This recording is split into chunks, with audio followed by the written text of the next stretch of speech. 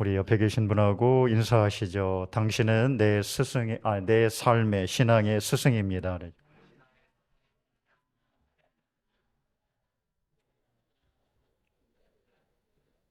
이제 5월 달에는 우리 세계에 이렇게 중요한 날들이 있죠. 어린이날, 어버이날, 스승의 날. 그렇죠. 그래서 교회에서도 어린이 주일을 지키고 어버이 주일을 지키고 또 스승의 주일은 안 지키더라고요, 보통. 예? 스승의 주일은 잘 안 지켜요, 교회들마다. 네, 두 개 어린이 주일과 어버이 주일은 다 지키는데 이 스승의 주일은 잘 안 지켜요. 그리고 우리 교동문을 읽었지만 이제 스승의 주일이라는 교동문으로 나오지 않고 요즘은 이 교회 교육 주일로 이렇게 교동문이 나와 있습니다.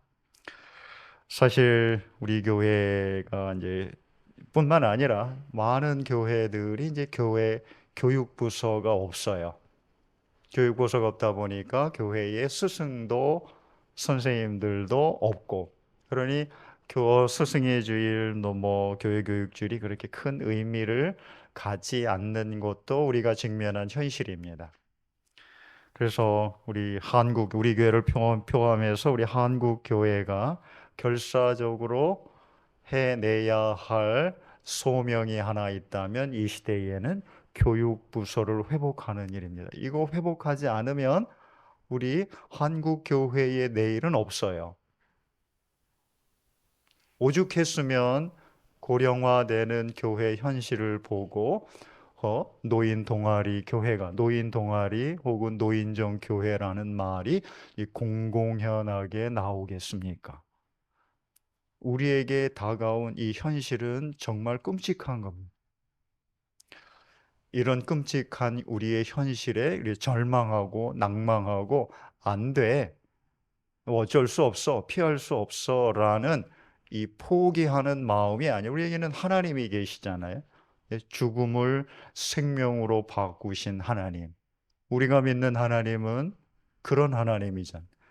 우리의 생각과 입술로는 매일처럼 이 죽음에서 죽은 자 가운데서 살리신 하나님이라고 믿고 얘기를 하는데 정작 절망스러운 우리의 삶의 현실에 부딪혀서는 그 하나님은 온데간데 없고 안 돼. 어쩔 수 없어. 지금 시대가 이런데 이렇게 그 모든 책임을 외부 환경에 돌릴 게 아니라 하나님과 함께 이겨내야죠. 해내고 하나님께서 어떤 결과를 주시든 그건 나중 이야기고 나중에 하나님이 어떤 결과를 주시든 그건 우리가 감사함으로 받아들이면 되고 우리가 해야 할 일은 주어진 현실에서 소망을 갖고 해내가는 일들입니다. 이게 그리스도인들이죠. 그래서 절망하지 않아요. 그리스도인들은 절망 절대 안 합니다. 그냥 우리가 해야 할 일들을 해 나갈 뿐입니다. 이게 그리스도인들이 가지고 있는 삶을 바라보는 신앙의 자세입니다. 교회 교육부서 어떻게 해서든 우리 살려내야 하고 그게 우리 교회, 한국 교회에 주신 당면한 소명이라고 받아들일 수 있기를 먼저 당부드립니다. 자, 세상의 모든 부모뿐만 아니라 그리스도인들, 교회를 다니고 있는 신앙을 가지고 있는 사람들의 한결같은 마음이 뭐냐면 신앙에서도 성공하고 세상의 삶에서도 성공한 이 두 마리 토끼를 다 움켜잡고 싶은 게 모든 그리스도인들의 한결같은 마음입니다. 특별히 우리 그 신앙을 가진 부모들에게는 이게 더 강합니다. 하나님에게서도 인정받는 내 자녀, 세상에서도 인정받는 내 자녀, 세상에서도 성공한 내 자녀, 신앙에서도 성공한 내 자녀를 세우고 싶고 양육하고 싶은 게 사실 모든 그리스도인 부모들의 한결같은 마음입니다. 이런 우리의 바람에 대하여 신앙과 삶의 가장 위대한 스승이 되셨던 우리 예수님은 이런 우리의 바램에 대하여, 우리 부모들의 바램에 대하여 어떤 답을 내놓는지 오늘 말씀 속에서 한번 같이 살펴보도록 하겠습니다. 어느 날 한 어머니가 예수님께 찾아왔습니다. 그리고 넙죽 엎드려 예수님께 절을 했습니다. 그 모습을 보신 예수님이 물었습니다. 내가 너한테 뭘 해주기를 바라냐? 예수 금방 아신 거죠. 평소에 한 번도 찾아오지 않았던 한 어머니가 자기에게 어느 날 갑자기 뚝 찾아와서 절을 하니 이게 무슨 속셈이 있고 뭐 하고 바라는 게 있구나 금방 알았지. 그래서 뭘 해줄까라고 물었습니다. 이 예수님의 답을 들은 이 어머니가 기다렸다는 듯이 하는 말이 주의 나라에서 내 두 아들, 하나는 주의 좌편에 하나는 주의 우편에 앉게 해 주소서라고 요구를 했습니다. 자, 보시면 이 여인, 이 어머니가 누구라고 소개를 하냐면은 세베대의 아들의 어머니죠. 세베대의 아들의 어머니, 쉽게 이야기하면 세베대의 부인입니다. 세베대의 부인이라고 쉽게 얘기하지 세베대의 아들의 어머니라고 돌려 이야기한 게 도대체 무슨 뜻일까? 이 세베대의 아들은 예수님의 최측근 중에 한 사람들이었던 제자 야고보와 요한을 말합니다. 그러면 야고보와 요한이니까 다 아니까 야고보와 요한의 어머니가 찾아왔으면 이렇게 얘기하면 좋은데 세베대의 아들의 어머니가 예수께 찾아왔다고 이야기합니다. 20절, 21절 보시면 아시겠지만 아들, 아들, 아들 이야기. 계속 반복하는 거예요. 따라서 이 이야기는 세베대의 아들의 어머니라고 표현한 이 말은 이 야고보와 요한의 어머니 한 사람에게 국한된 이야기를 하고자 하는 게 아니라 우리 모두의 자식을 둔 모든 부모의 마음을 담아낸 표현이라고 보는 게 정확합니다. 이 세베대의 아들의 어머니 야고보와 요한의 어머니 세베대의 부인이 찾아와서 하는 말이 주님, 주님의 나라에서는 내 두 아들을 하나는 주님의 우편에 하나는 주님의 좌편에 앉게 해 주소서. 우의정, 좌의정, 좌정용, 우백호.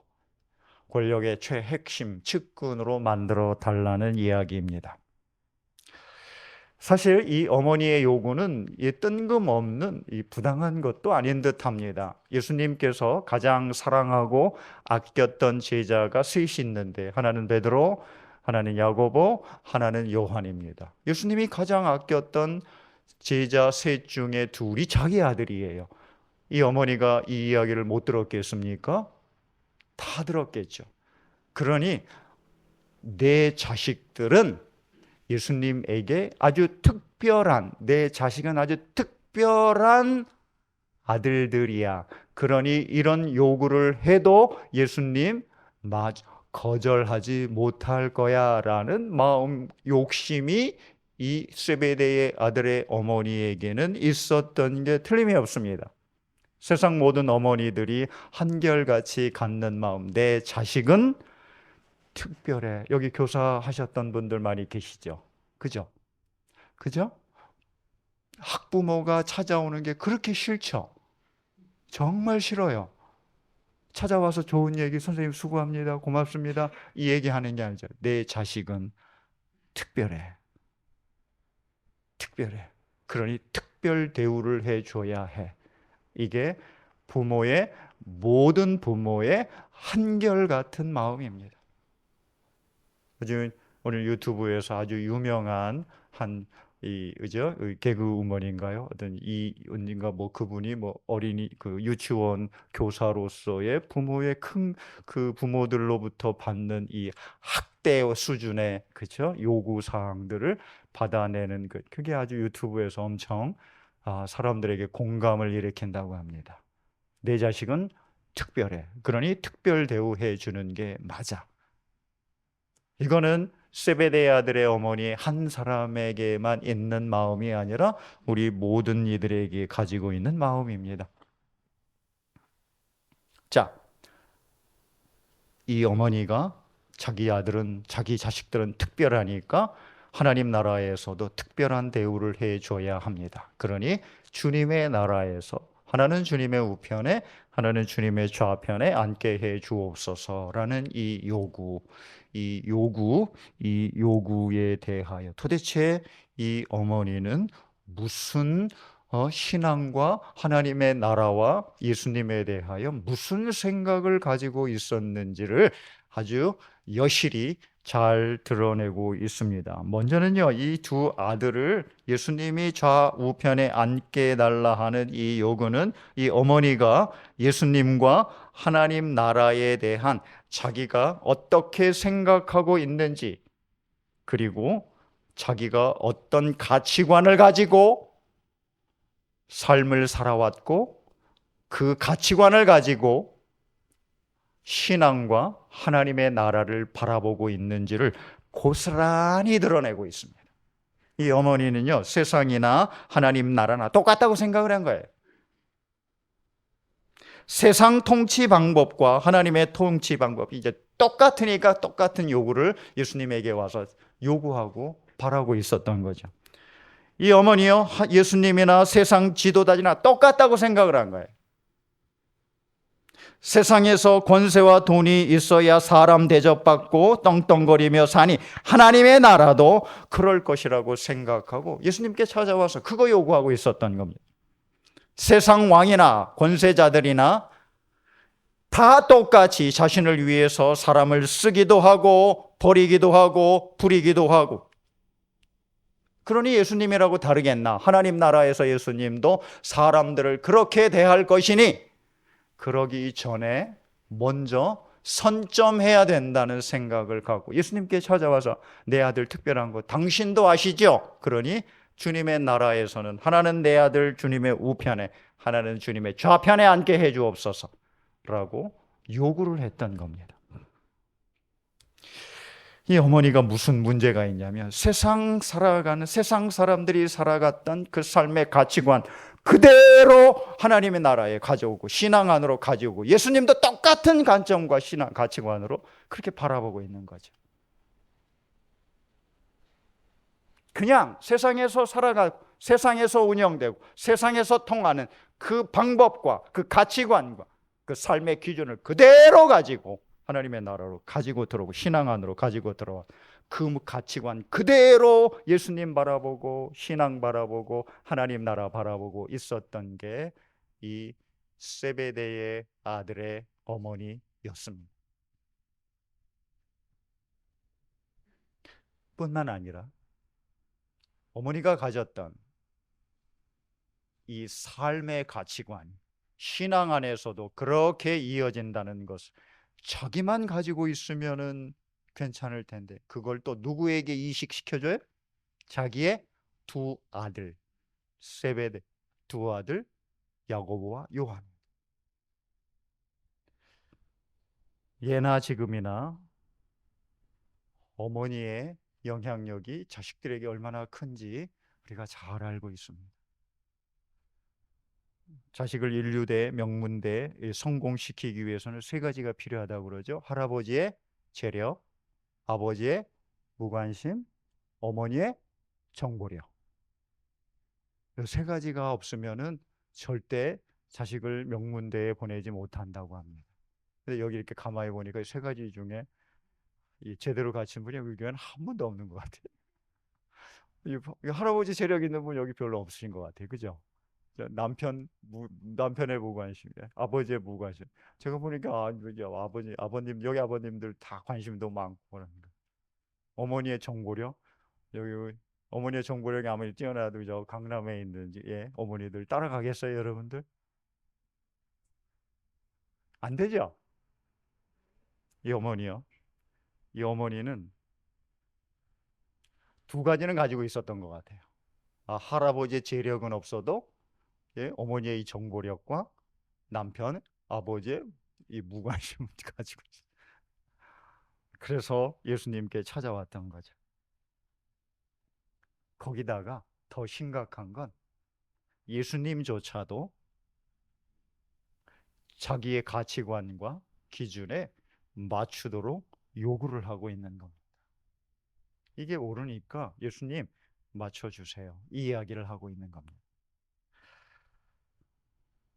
하나 더 이 어머니에게 있었던 것이죠. 이 어머니가 예수님을 직접 찾아와 부탁한 것을 보면 아들을 출세시키고 성공시키고자 하는 이 강한 집착과 욕망이 대단했던 것 같아요. 그 웬만하면 찾아가겠습니까? 이런 강한 집착과 욕망을 가지고 있었던 것은 자기의 이 아들에 대한 성공에 대한 희망이 자기가 처한 삶의 현실에서는 불가능하니까 그것을 대신 이룰 수 있는 또 하나의 대안이 나온 게 그게 바로 예수님이었던 것 같습니다. 자, 예수님의 제자들은 주로 가난한 사람들, 서민들이었고 그의 신분이나 배경이 남달랐던 사람, 제자들은 아무도 없습니다. 다 평범하고 때로는 가난하고 때로는 서민이죠. 때로는 멸시받고 천대받는 그런 출신들이 대부분이었습니다. 야고보와 요한도 마찬가지입니다. 이들의 직업은 어부였습니다. 어부. 뭐 별게 없었던 거죠. 별게 없었던 사람들입니다. 이 어머니의 아들인 야고보와 요한, 어머니의 입장에서 보면 이 아들을 출세시키고 성공시키고 싶은 이 배경이나 능력인 환경이 전혀 갖추어지지 않았던 사람들입니다. 거기다 가만히 보니까 내 아들들을 태워서 세상의 인기와 사람들의 영광과 추종을 받는 예수님도 보니까 목수 출신의 나사렛 출신이었습니다. 마리주와 갈릴리 나사렛이죠. 어느 날 빌립이 자기 친구 나다나엘에게 찾아가서 야 보니까 야 우리 하나님께서 예언한 선지자가 나타났다. 야 그가 갈릴리 나사렛 출신이다. 그러니까 나다나엘이 뜬금없이 이 친구 빌립의 이 이야기를 듣고 하는 말이 야 나사렛에서 무슨 선한 것이 나겠느냐. 이렇게 비꼬고 이게 비하했습니다. 지금 것처럼 얘기하면 그랬죠. 야 그나동에서 뭔 인물이 나갔냐 그런 얘기죠. 이 이야기를 하는 거죠. 그만큼 세상적인 성공의 희망을 이룰 수 있는 여건 환경이 전혀 갖추어지지 않았던 겁니다.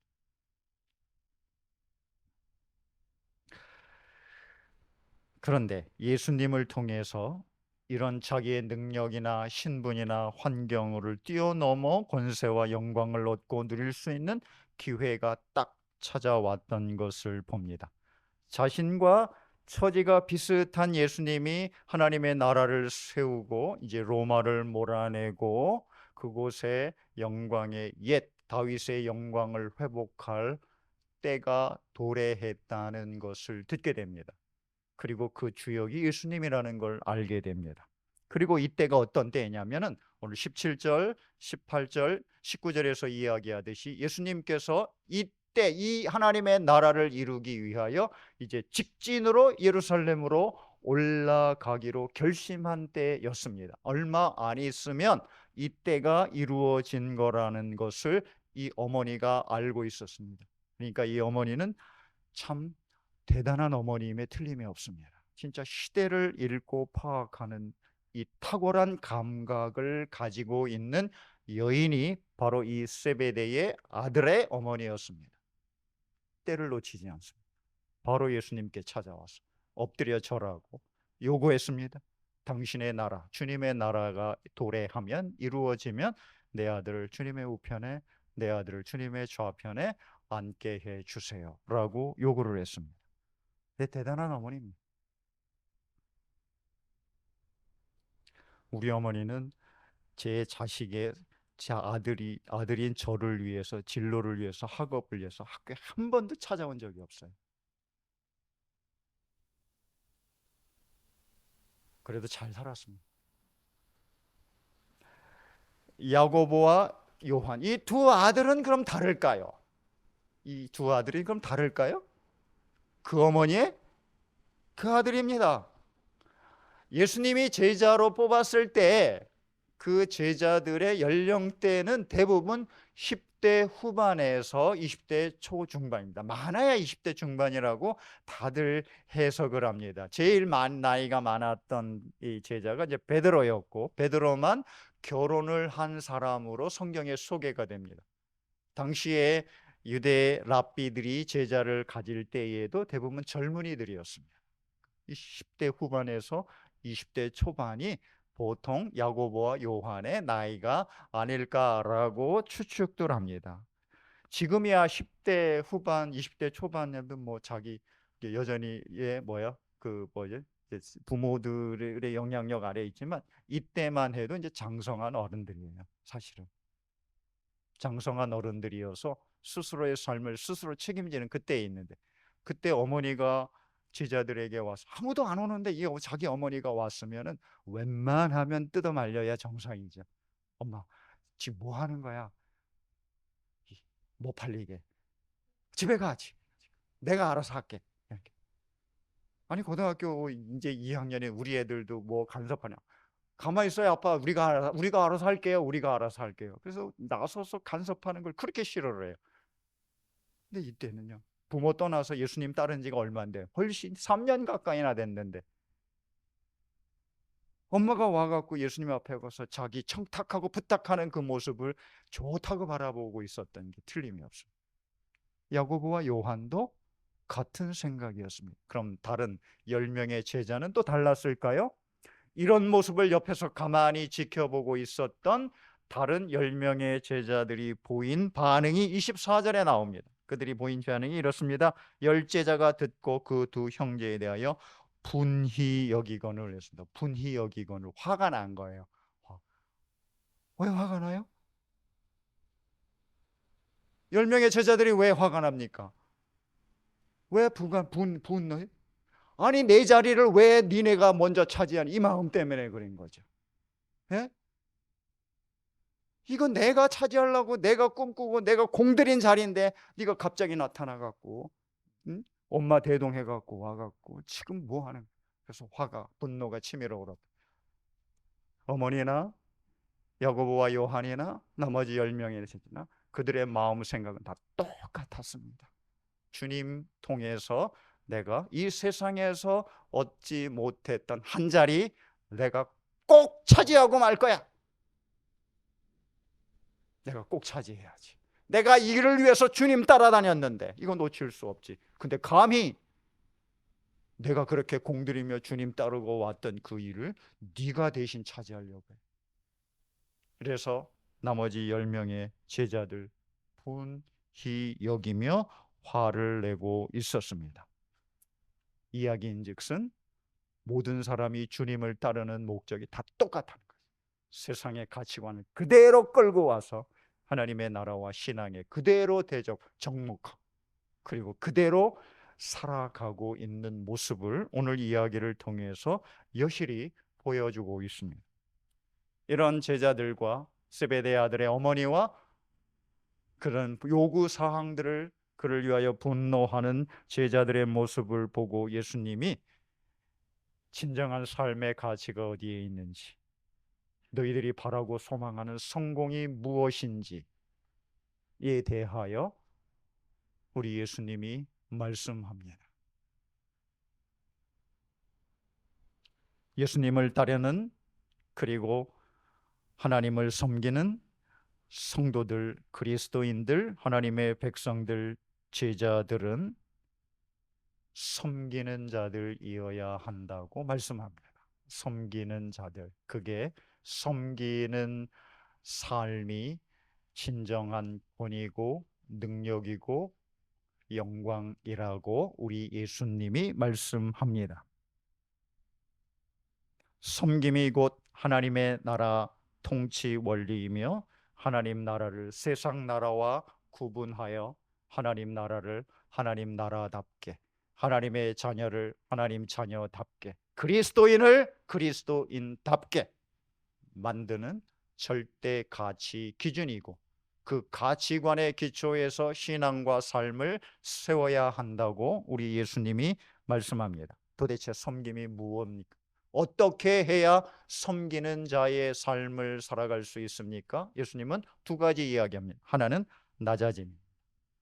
세상의 집권자들, 성공한 자들, 높은 위치와 권세를 가진 자들이 어떻게 살아가는 모습과 함께 주님을 따르는 예수님의 제자들이 어떤 삶의 모습과 가치관을 가지고 살아야 하는지에 대하여 극렬하게 25, 26, 27절에서 대조하고 있습니다. 예수께서 제자들을 불러다가 이르시되 이방인의 집권자들이 그들을 임의로 주관하고 그 고관들이 그들에게 권세를 부리는 줄을 너희가 알거니와 너희 중에는 그렇지 않아야 하나니 너희 중에 누구든지 크고자 하는 자는 너희를 섬기는 자가 되고 너희 중에 누구든지 으뜸이 되고자 하는 자는 너희의 종이 되어야 하리라.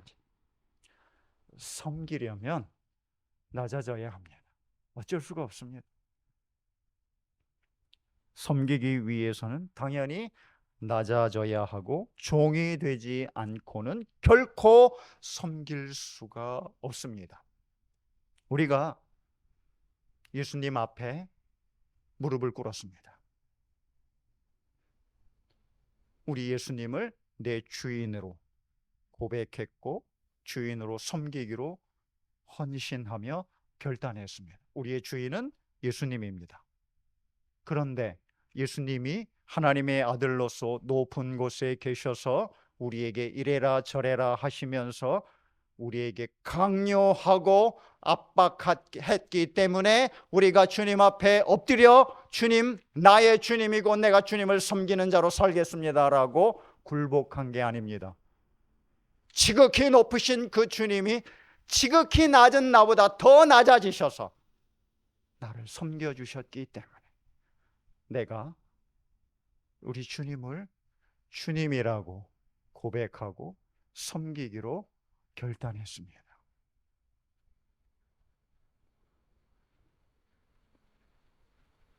섬기기 위해서 우리 주님이 낮아지셨습니다. 우리를 섬기기 위해서 우리의 종이 되셨던 게 우리 예수님입니다.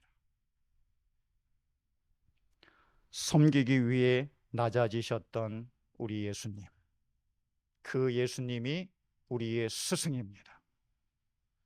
스승은, 제자는 스승보다 높을 수 없습니다.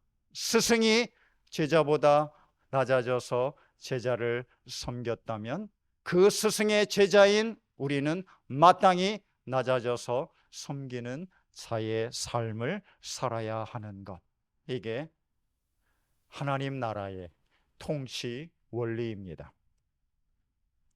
섬기기 위해 낮아지려면 우리는 정말 많은 것들을 포기해야 합니다. 포기해야 될 게 너무 많습니다.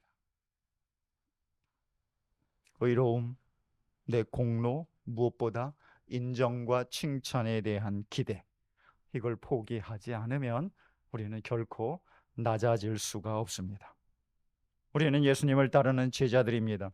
우리의 스승인 예수님이 제자인 우리보다 더 낮아지셔서 섬기셨습니다. 제자가 스승보다 결코 높을 수 없습니다.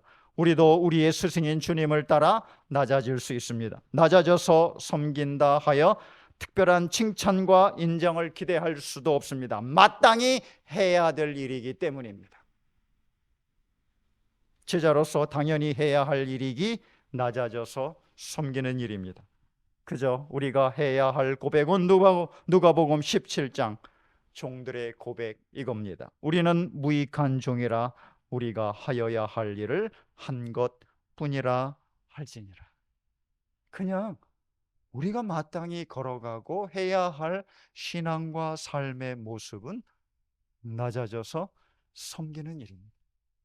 칭찬이 있기 때문에, 인정이 있기 때문에 해야 할 일이 아니라 그냥 주님을 섬기고 따르는 제자로서, 하나님의 자녀고 백성으로서 우리의 삶의 기본입니다. 그냥 하는 거예요. 그냥 사는 겁니다. 그냥 낮아져서 섬기는 것, 그건 그냥 그리스도인이, 하나님의 백성 자녀, 예수님을 따르는 우리의 삶의 그냥 일부입니다. 그냥 삶 그 자체가 낮아져서 섬기는 길. 누가 칭찬하지 않아도, 알아주지 않아도 그냥 자연스럽게 그 삶을 살아가는 것. 그게 낮아져서 섬기는 삶입니다. 오늘 우리가 교회 교육주일 혹은 스승의 주일로 지킵니다. 신앙인으로서 성공한 삶의 모습, 이 어머니가 바랬던 성공한 신앙인의 삶의 모습, 그건 낮아져서 섬기는 일입니다. 낮아져서 섬기는 일, 진짜 아름답고 진짜 위대한 일입니다. 이것만큼 아름답고 귀하고 위대한 삶의 신앙의 모습은 없습니다. 이게 가장 위대하고 고귀하고 아름답 신앙과 삶의 모습이기 때문에 가장 위대하고 높고 존귀한 우리 주님이 스스로 낮아지셔서 가장 낮은 자들을 섬겨 주셨습니다. 우리 서로에게 낮아져서 섬기는 신앙의 아름답고 고귀한 삶을 세워갈 수 있기를 축복합니다. 예수님은 섬김의 두 번째 모습을 대속물이라는 말을 통해 우리에게 보여주셨습니다. 28절 인자가 온 것은 섬김을 받으려 함이 아니라 도리어 섬기려 하고 자기 목숨을 많은 사람의 대속물로 주려 함이니라. 대속물, 대속제물, 이건 다른 사람의 죄와 허물을 대신 책임지고 죽는 제물을 말합니다. 예수님이 대속제물인 것은 예수님이 우리의 죄와 허물 대신 지고 십자가에서 제물이 되어 죽으셨기 때문입니다. 예수님의 최고 섬김은 바로 죄와 허물 많은 우리를 위한 대속제물로 자기 목숨을 드린 데 있습니다. 대속제물로 서로를 섬긴다는 것, 이건 우리 눈에 보이는 다른 사람의 허물과 죄를 대신 책임지는 것을 말하겠지요. 대신 책임지는 것. 교사 여러분, 스승 여러분, 스승의 눈에는 제자의 부족한 면들이 가득 보입니다. 부모 여러분, 부모의 눈에는 자녀, 우리 자식에 대해 부족하고 허물 많은 모습들 너무 많이 보입니다. 요것도 부족하고 요것도 부족하고 요것도 부족하고 요거만 있었으면 요거만 있었으면 요거만 있었으면 요거만 채우면 요거만 채우면 요거만 채우면 내 자식이 내 제자의 미래가 훨씬 더 잘 열릴 텐데 라는 마음이 우리 마음에 가득합니다. 그리고 어떻게 해서든 뜯어 고치려고 달려듭니다. 저거 고쳐야 내 자식, 이 학생의 미래가 열린다는 마음이 있기 때문입니다. 우리 주님의 눈에는 우리가 그렇게 안 왔을까요? 똑같았을 겁니다. 그런데 우리 주님은 우리의 부족한 것, 허물, 죄 이런 것들에 대하여 정죄하고 판단하며 더 나은 내일을 위해 뜯어 고치려고 달려들지 않으셨습니다. 대신 그 죄와 허물, 부족한 것들을 자기의 책임으로 다 받아들이고 대신 짊어지고 가셨습니다. 이게 진정한 스승이죠. 세상에는요, 보면 책임지기를 정말 싫어합니다. 그래서 어떻게 해서든 책임을 자기에게서 벗어나 다른 사람에게 돌리려고 합니다. 그런데 그 다른 사람, 책임을 져야 할 다른 사람이 자기보다 높고 권세가 있고 권한이 많은 사람들이라면 이렇게 문제가 별로 안 되는데 꼭 그 책임을 누구에게 돌려요? 힘없 낮은 사람, 권한도 없는 사람, 이 사람들에게 계속 돌려야 돼요. 근데 우리 예수님은 달랐습니다. 마땅히 우리의 허물과 죄 때문에 우리가 져야 할 그 책임을 아무 죄도 없고 잘못도 없는, 상관도 없는 우리 주님이 대신 짊어지셨던 것, 대속제물이 되셨던 것, 이게 세상과 우리 주님이 근본적으로 다른 모습입니다.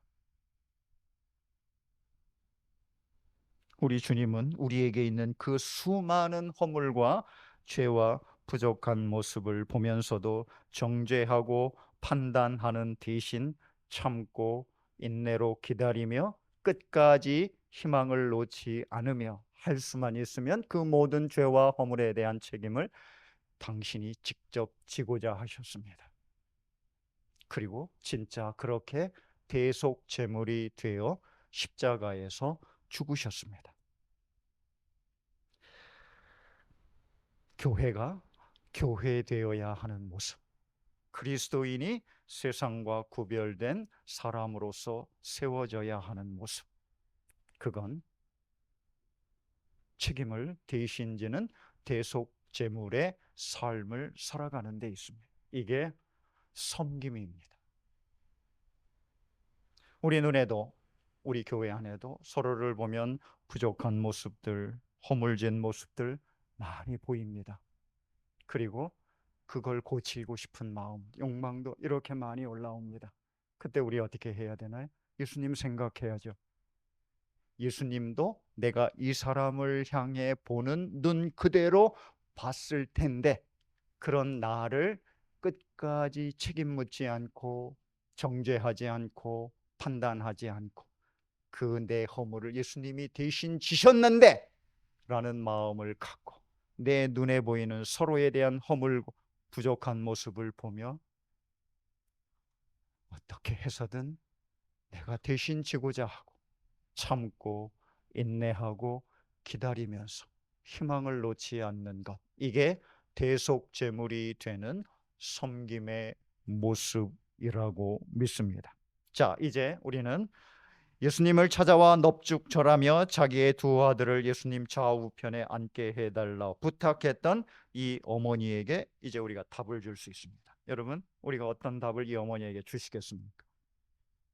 이제 그 질문은 우리에게 넘겨져 왔습니다. 여러분, 어떻게 대답하시겠어요? 이 어머니에게 뭐라고 대답을 해주시겠습니까? 어머니 마음은 10분 이해합니다. 저도 그랬으니까요. 그러나 예수님을 따르는 우리에게 성공이란 예수님 좌우편에 앉는 게 아닙니다. 권세를 잡고 영광을 얻고 부를 누리며 사람들을 부리고 명령하고 지시하는데, 그게 우리 교회의, 예수님을 따른 우리의 삶의 성공이 아닙니다. 우리가 추구하는 하나님의 나라는, 주님과 함께 세우고 싶은 이 사회 공동체는 그런 데가 아닙니다. 어머니, 우리가 진짜 세우고 싶은 건 낮아지고 섬기는 길. 할 수만 있다면 내 옆에 친구, 내 옆에 사람들, 내 동료들, 같이 신앙생활하는 내 동료들의 허물을 어떻게 해서든 내가 대신 짊어지고자 하는 그런 신앙과 삶을 세우는, 이게 우리가 추구하는 진정한 성공입니다. 우리는 이런 가치관을 갖고 예수님을 따르고 있으며 이 교회를 세워가고 있습니다. 어머니 마음은 이해하지만 우리는 그런 사람들이 아닙니다. 우리는 그런 모습, 그런 사회, 그런 공동체, 그런 교회 꿈꾼 적이 없습니다. 그러니 어머니, 조용히 집으로 돌아가세요. 당신의 두 아들이 배울까 겁이 납니다. 우리 이렇게 대답할 수 있지 않겠습니까? 마땅히 그렇게 대답을 줘야 할 줄로 믿습니다. 우리는 시운소 교회입니다. 시운소 교회 공동체입니다. 이런 교회, 이런 신앙의 공동체 세워서 서로가 스승이 되어 이런 모습들을 보여주면, 나를 스승 삼고 신앙의 길을 따라오는 다른 성도들이 또 그 길을 갈 수 있으리라 믿습니다. 이런 아름답고 고귀한 교회 되기를 주 예수 그리스도의 이름으로 축복합니다. 하나님, 섬기는 교회 성도 되게 해 주옵소서. 주 예수 그리스도의 이름으로 기도하옵나이다. 아멘.